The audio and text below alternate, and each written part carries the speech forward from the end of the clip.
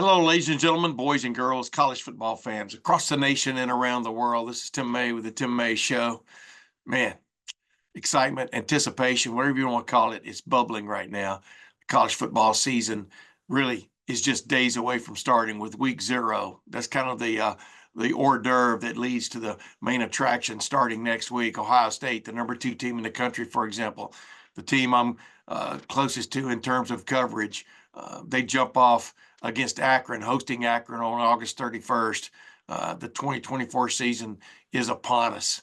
And with that in mind, it promises to be different no matter what, with a 12-team playoff at the end, with the national champion having to play a minimum 16 games to win it.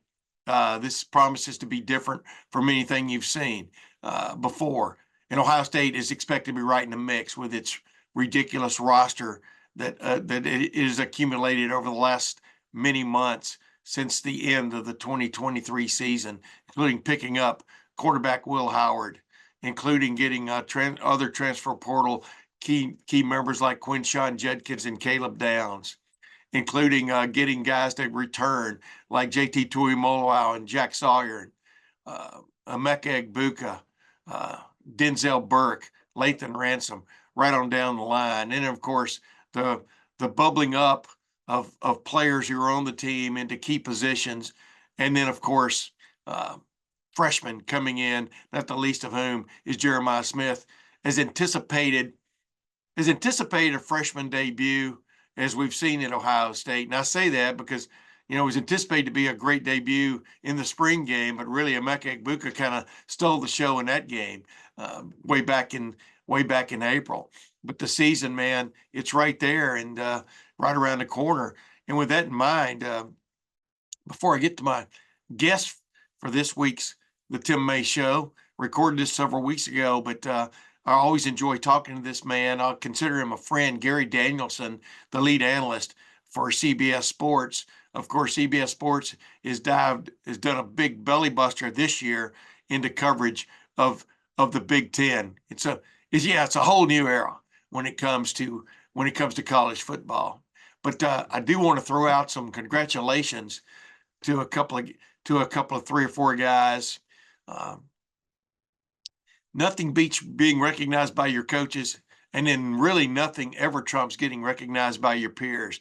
As far as getting recognized by your coaches, Will Howard, the transfer from Kansas State, as anticipated, finally, Ryan Day named Will Howard the starting quarterback for Ohio State.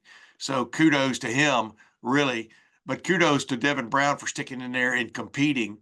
The bottom line is Ryan Day has said all along, they keep these coaches and everybody else keeps harkening back to the 2014 season when Ohio State last won a national championship.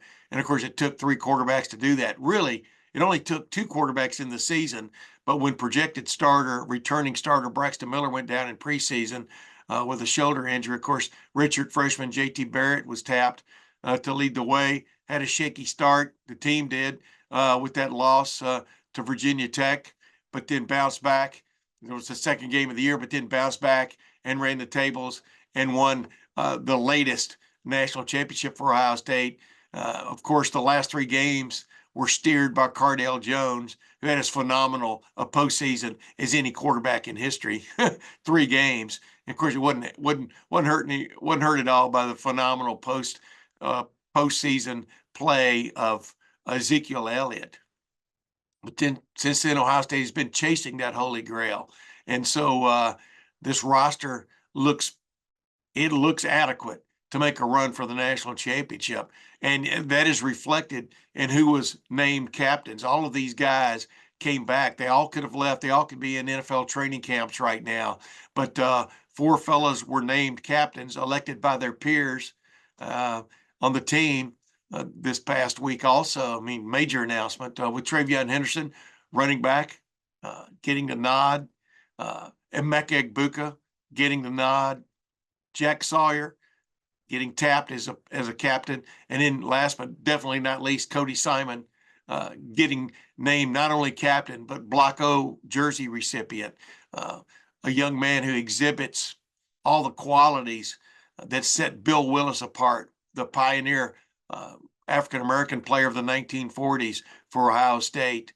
You know, you don't have to be African-American to wear the Block O. That's not what I meant. It's just the spirit and the effort that Bill Willis brought to everything he did. Of course, went on to the National Football League with the Cleveland Browns.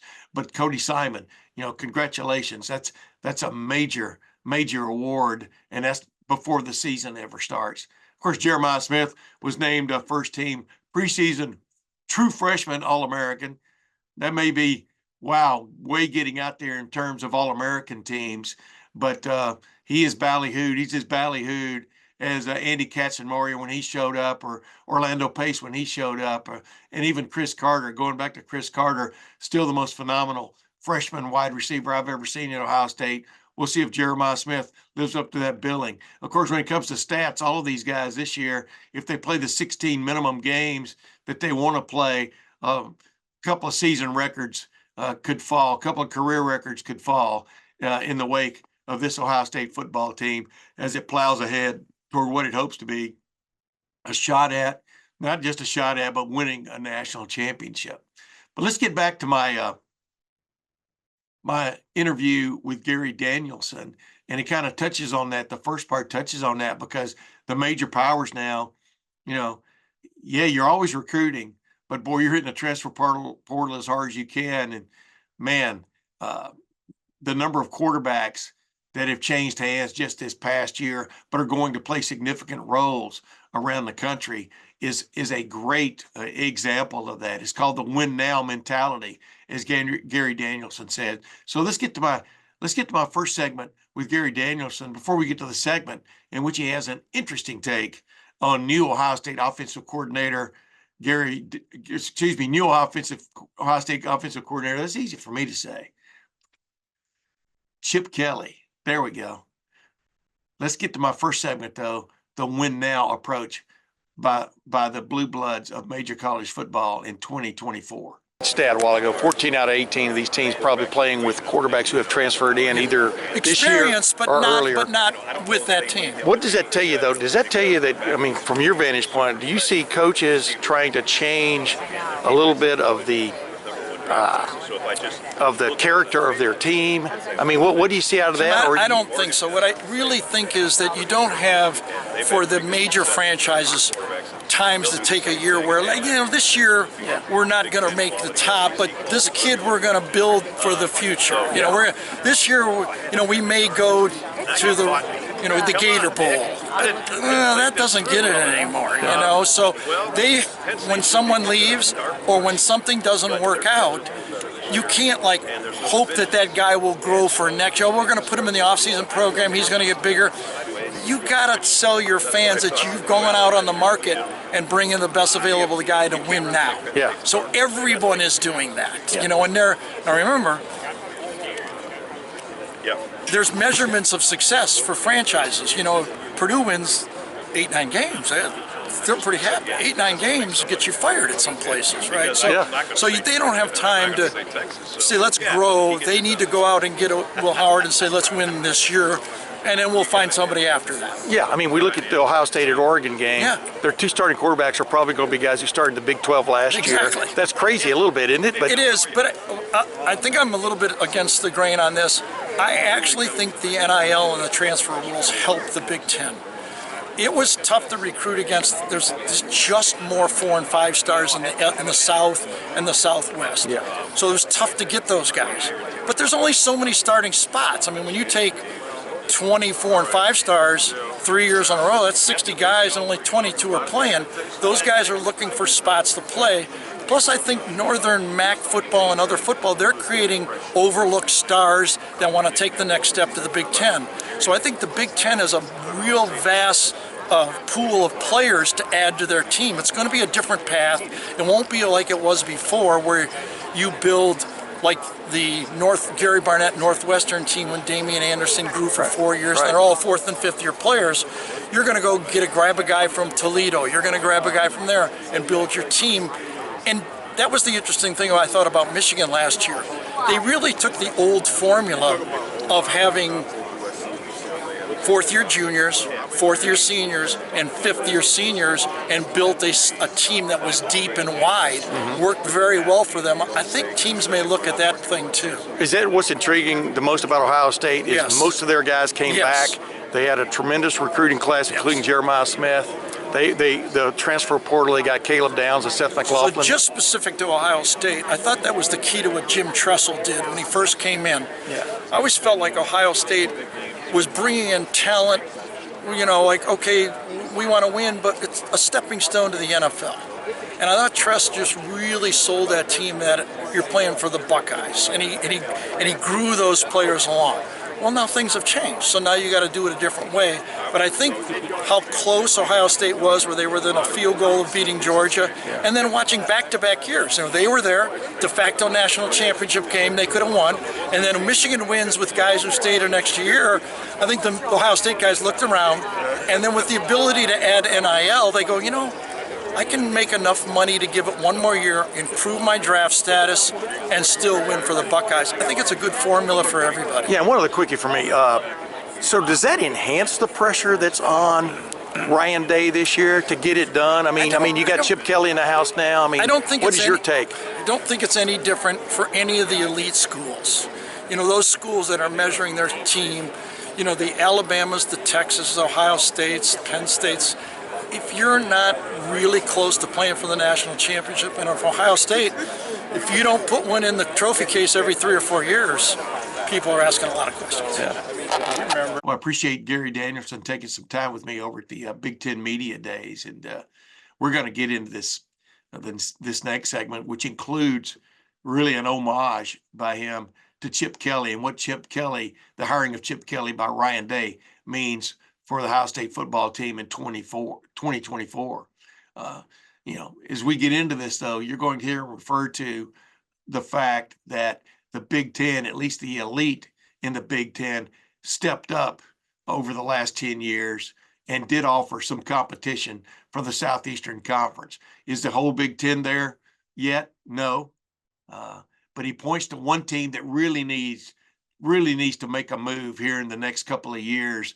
There really needs to be that team of old, and that's USC. Before we get to that, though, let's get into my conversation, continued conversation with Gary Danielson, talking about how Ohio State and Michigan answered the call when it came to competing with the mighty Southeastern Conference. The SEC's not coming back. You got to go get them, okay? And what has happened? Ohio State took them to a field goal, winning a de facto national championship, and Michigan beat them. That's the way it has to be. Yeah. You know, if you want to play, excuse me, you've got to go out and prove it, and they have proven it. You got to give them credit. Are you surprised by that? No, I knew the top of the league could compete. The difference is now we need somebody other than, Ohio State don't think this way, you know. Yeah. But the league needs 3 or 4 other teams to be that good. They need Penn State. They need Wisconsin, Iowa, Purdue make a run, Oregon, USC. And I really think the most important team for this conference is USC. They need to be USC. Yeah. That gives the credibility to the conference. They don't have to win all the time, but you got to get the credit for beating USC. You're analyzing. I mean, you look at things all the time. I don't want to put words in your mouth, but USC looked like it maybe had turned the corner from a recruiting standpoint on the defensive side, but a lot of those guys have now flipped and stuff, and I don't know.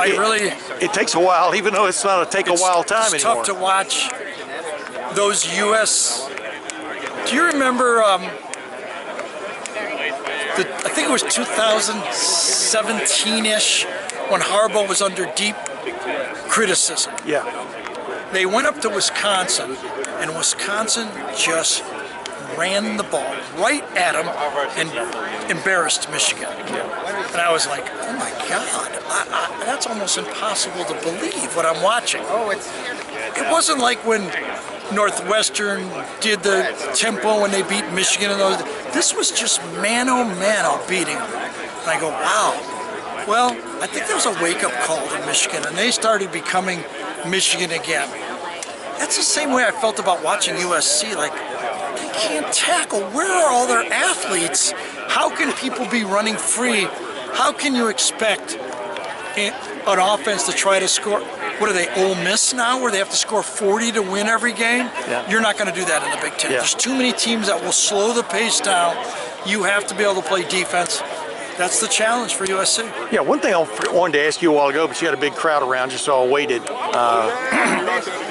Chip Kelly, what does he bring to Ohio State? Is he bringing something? I mean, like, talk about running the ball. Ohio State's has been inconsistent running the ball. I think he's huge. Yeah. I think it's the biggest assistant hire in the country.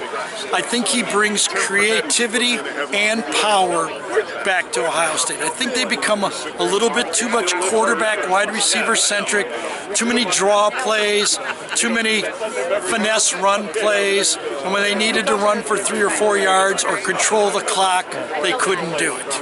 And we're talking about against like competition. Against like competition. That's what I don't even talk when CBS gives us stats of what Ohio State or Alabama or Georgia is doing. I go, what do I care what they've done in these games? I want to know like competition. What do they do? Yeah. So yes, I think Chip has the creativity, and he's much more of a physical coach than people give him credit for. Yeah. He was that way at Oregon when he built Oregon. He had to be. They didn't have the girth. But you watch the way UCLA played football and what he learned in the NFL, I think he's going to be a huge. Hey, and another thing I wanted to ask you. Ohio State, Oregon, we're talking about Oregon. The fact that they kept Dan Lanning, were able to keep Dan Lanning instead of him going to Alabama, the way they're recruiting now, like you were talking about earlier, about teams on the rise. Well, they definitely that are. program looks totally legit to me now from afar. I think they've changed, and I think whoever said we have to do it a little bit differently was right. When they hired Mario Cristobal, he took that SEC kind of blueprint out to Oregon. Yeah. He recruited that way. He said we can be fast and still be physical, okay? And now the hire right on top of that of Dan Lanning, who learned under Nick Saban and Kirby, brought the same, that's the way they recruit, that's the way they are. So I don't think they're going to change. And I think Dan thought, looking around, I'd like my spot here. I've got the backing that I need. I've got the schedule that I can win with. I think he made a good move, and I think they're a legit team. Yeah. Last thing, Gary, where is this? Where do you, I don't mean to be, big philosopher kind of like ask question, but where is this transfer portal NIL thing going? Yeah, Tim, I don't think anybody knows. But you understand, there are some guardrails coming. You can see them, but I think the guardrails will come under inspection, though, about is it cutting down the opportunity for the players to get their fair amount of money. So no matter anything you do, people are going to go to court about it. Yeah. So that genie's out of the bottle. That genie's out of the bottle. So I do think the NIL and the transfer portal, I've said it before, helps the Big Ten. There are not as many 4- and 5-star players up north as there is in the South, but they are available on the second phase, the second rollout. So I think you can plug your holes of what you need to build your team.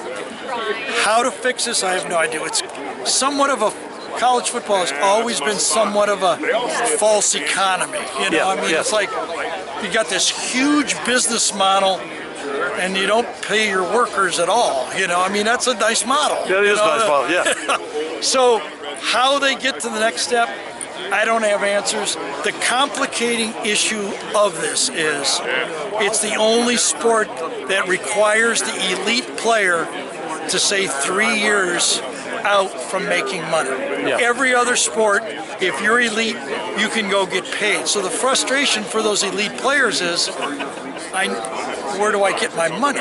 Yeah. And so it creates cheating, it creates shortcuts, and now it's created the NIL. Yeah, and what we've seen, I think the big time powers have quickly shifted to play for this year. Right? Well, you can't. You don't. I said that earlier. You don't have a year to bring somebody along anymore. Those days are over.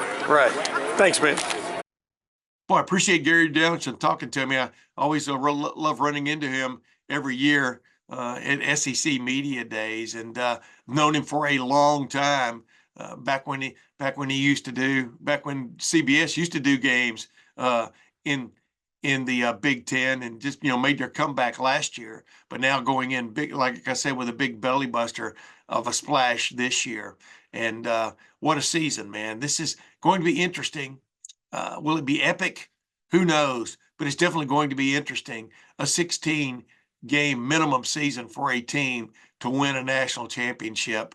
And I keep saying that 16 minimum, because for those who aren't enlightened, the Big Ten has moved to the Big Ten. Major college football has moved to a 12-team playoff this year. And some teams are going to get byes. The winners of the 4 major conferences are going to get byes in the first round. But all of them are playing conference championship games. So, for example, this is Ohio State out there. If Ohio State gets to the conference championship game and wins, that would be its 13th game. It would get a bye in the first round of the college football playoff, but it would still have to win 3 games to win it all. And if it gets to the conference championship game and loses, it would still have to play. It would have to play 4 games. It would not have that bye. So you could have a maximum of 17 games for some of these teams in the major conferences, the power conferences, the Power 4. How quickly they have dwindled. But anyway, I appreciate you folks joining me once again. Sorry I sort of stammered and stumbled a few times, but the excitement, I guess I'm giddy about the start of yet another major college football season. So until next week, I'll see you then.